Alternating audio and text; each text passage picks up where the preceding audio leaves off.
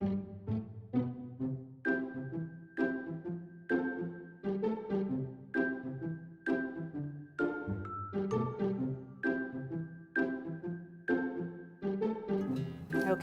so the thing I need to get is this point back here. Okay, so there's no point anymore.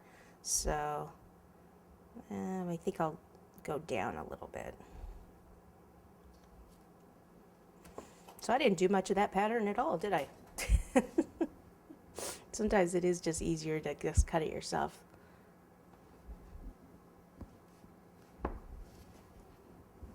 Okay, so just do something like that.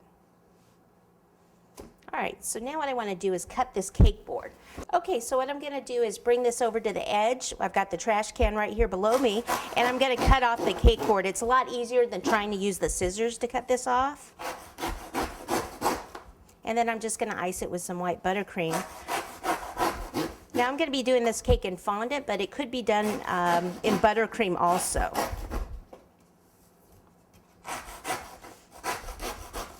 And then the accents on top are going to be in buttercream.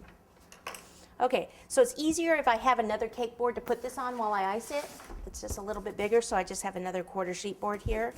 Put this underneath, and then let me just clean this stuff up a bit, and then I can ice it. Okay, so here we go. Just slap that buttercream on there. I always like to start by icing from the top down. It's okay if you get some crumbs in there. We're going to put the fondant on it. But if you don't have to get crumbs in there, then that's better. Okay, down the sides, take a little extra. And my cake was very firm. It had been in the, well, I put it in the freezer when I got here because I had an hour drive here, but I usually have it refrigerated when I cut anything out. You don't want the cake actually to be just fresh out of the oven when you cut it like this because it'll just crumble on you. So that's kind of important. A lot of people actually don't realize that, so.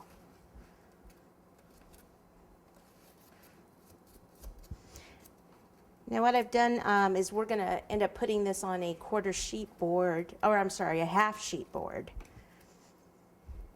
So I've taken 2 half sheet double wall boards. Double wall means they're double thickness, and taped them together and covered them with white contact paper. Contact paper is not food safe, but it's, you know, it's not FDA approved. But this cake, that's why this cake is on a cardboard, so it's not actually touching that. Okay, so once we get it completely iced like that, let me move a section over here so I can put the stuff that has the cake crumbs kind of over on the side. And then I'll just take a scraper, actually, I like the metal one for this better. And just take it and go down the side here. And then back over here, and then come this way.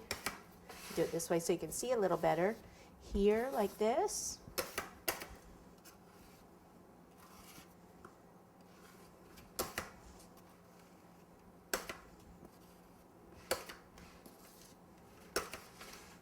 Okay, and then come in from the sides here.